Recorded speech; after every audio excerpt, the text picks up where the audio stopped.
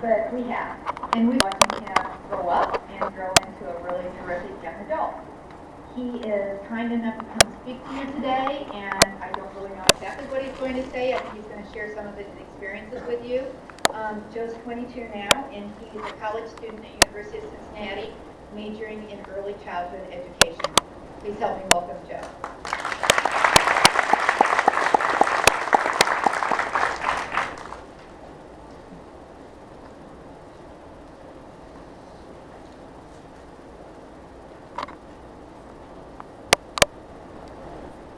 This room looks so much bigger from up here.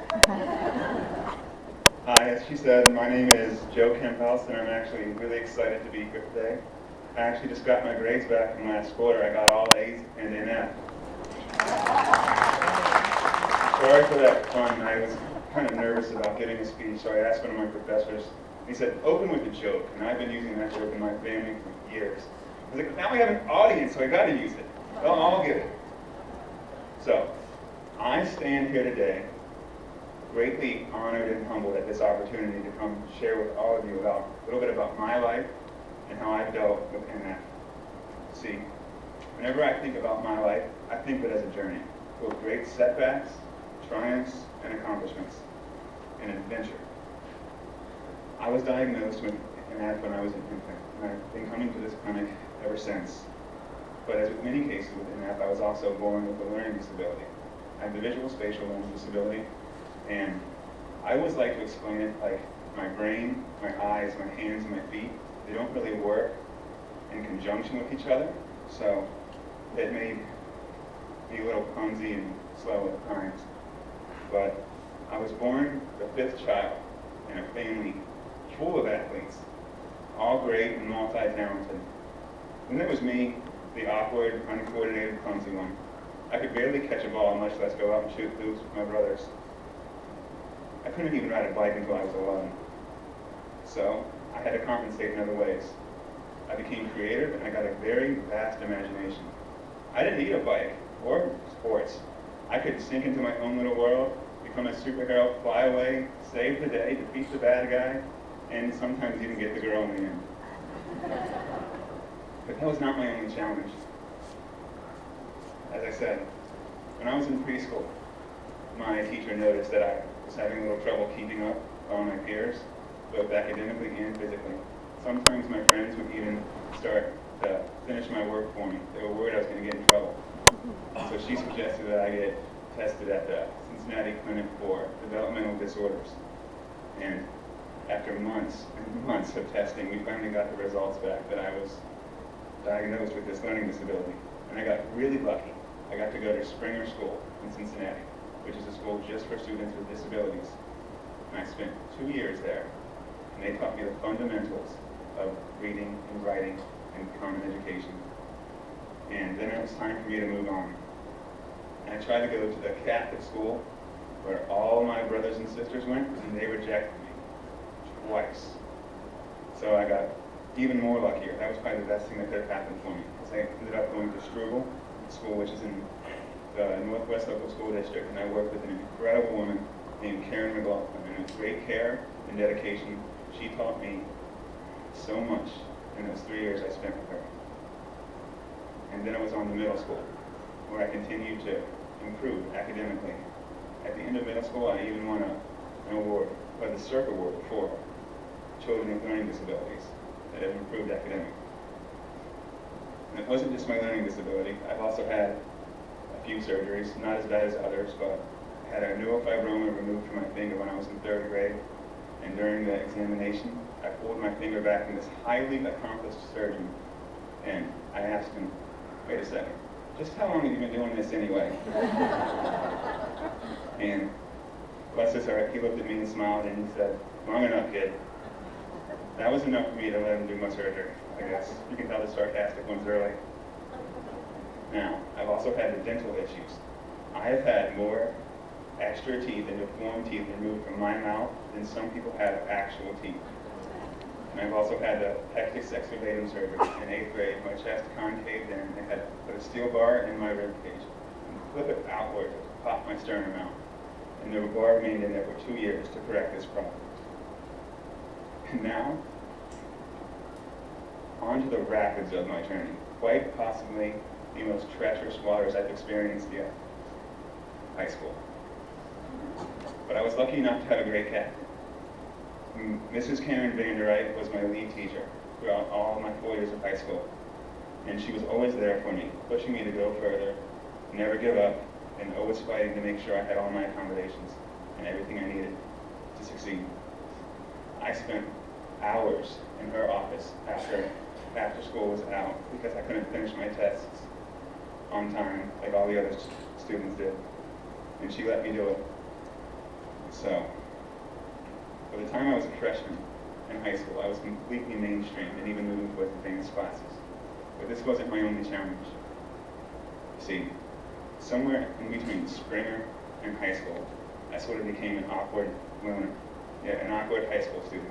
Go figure, huh? Anyway, I was always searching for a place where I belonged. I was accepted, but I didn't really feel like I fit in all that well. And whether it was with my athletic family or growing up in the neighborhood, I only really had one good friend, who is still my best friend to this very day. But I tried out for plays. I even starred in Our Town. I was Mr. Webb. I wrote for my high school newspaper for 2 years. I even was a published poet. But I never gave up searching for my place that I belonged. And I think I finally found it when I went to camp for children in Salt Lake City. It was beautiful and absolutely amazing. You see, I didn't want to go. For years, my parents urged me to go. They're like, Joe, you have to go. It'll be fun. I never wanted to. Until I was 17 years old, I finally said, you know what? I'll go. And it was one of the most amazing experiences of my life. I went for 3 years, and the sense of community that was there, being able to talk openly about NF and not feeling about like I have to explain it, or feeling outcasted, it wasn't there. So I urge everybody to go. It was an absolutely incredible experience, and the memories I have from this, I will hold with me for my entire life. After these trips, I was graduating from high school, and I had found a job through the volunteer work I did for one of my classes in high school. And they loved me so much that they hired me. I did this at a daycare, which was what inspired me to go for my career in early childhood education. And I also discovered what one of the best benefits that have come from me having an F was. I have developed a very big sense of empathy where I can relate to other children, not only that have other learning issues or disabilities, but just any issues. I can understand what they're going through somehow. And that's where I'm at now. College, which is completely uncharted waters for me. I've never experienced anything like college. Unlike high school, where all your needs are met and someone's there with you all along the way, giving them to you. At college, you have to go out and get them. Every quarter, I go to the disabilities service office and pick up this sheet. And I have all my professors sign it, and I go back and I give it to them. And they put it on a file, they give me copies, and I go out and give them back to all my professors. And if I'm struggling or getting behind in one of the classes, I have to go ask for help. I have to ask for extra time on the exams. They're not going to give it to you unless you ask. But I've been fortunate enough that all the professors I've met have been very open and willing to work with me. So, that brings me to what I'm doing here now.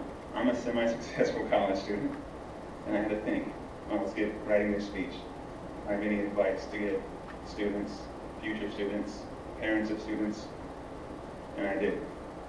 Number one, be vocal, but don't whine. We can't change the hand we're dealt, just how we play the hand. If you have your needs, don't be afraid, don't be embarrassed to go out and get them. Don't feel guilty. Being fair is not giving everyone the same. It's giving everyone the tools they need to be successful. So go out and get your needs. If you have accommodations you need, go out and get them. Know when to speak up, and know when to bite your tongue. Throughout my life, I've met a lot of great people who have helped me tremendously, but I've also met a lot of ignorant people who just say some really dumb things sometimes. You can't fight every battle. You just have to know when to bite your tongue. And the third part is work hard. work very hard. Randy Kemphaus said the brick walls are there for a reason. They're not there to keep us out. They're there to make us show how much we want. Sometimes people like us with learning disabilities have to work twice as hard as everyone else for twice as long. And sometimes it might not seem like we're getting very far or doing very much. But trust me on this, it is worth it if it's only worth it to yourself. So, I had to think. I can sum up this whole speech in a story from my childhood. It's how I learned how to ride a bike. By the time I was 11, I had pretty much given up on the whole idea of riding a bike. And so on Thanksgiving Day, I was sitting on my couch, taking in all the aromas that go with Thanksgiving. I could smell Mom cooking turkey, sweet potatoes, stuffing. Just watching the Macy's Day Parade. And my oldest brother Jeff, and if you know him, he's a very large and scary man at this time. He was 20. Burst in the room and says, "Joe, today you're going to learn how to ride a bike." And before I know it, I was in his truck. My bike was in the back, and we were driving up to the local church that was right up the street. Very big parking lot for me to learn how to ride a bike. Throws me out of the truck and says, "Get on that bike and pedal." And I'm like, "No, it'll hurt." And he says, "If you don't get on that bike and pedal, I'm going to hit you a lot harder than the ground will." And when I was 11 years old, if there was one thing I was more afraid of than falling off my bike, it was Jeff. And he knew that. And so we were struggling for a while, and then great motivator, my brother, he said, "If you don't learn how to ride a bike today, we're not going to go home for Thanksgiving dinner." I'm sure he would have taken me home. At this point, looking back, I'm sure he was teasing me. At least I hope he was teasing me. But anyway, 2 hours later, I was riding my bike. And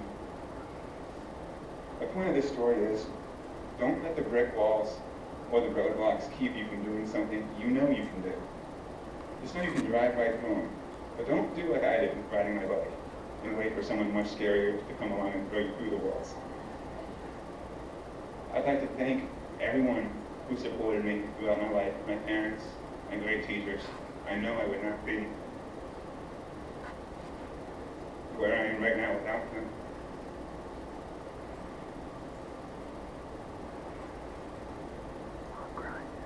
Sorry. Thank you all for boosting my ego a great amount and let me talk to you today. Thank you.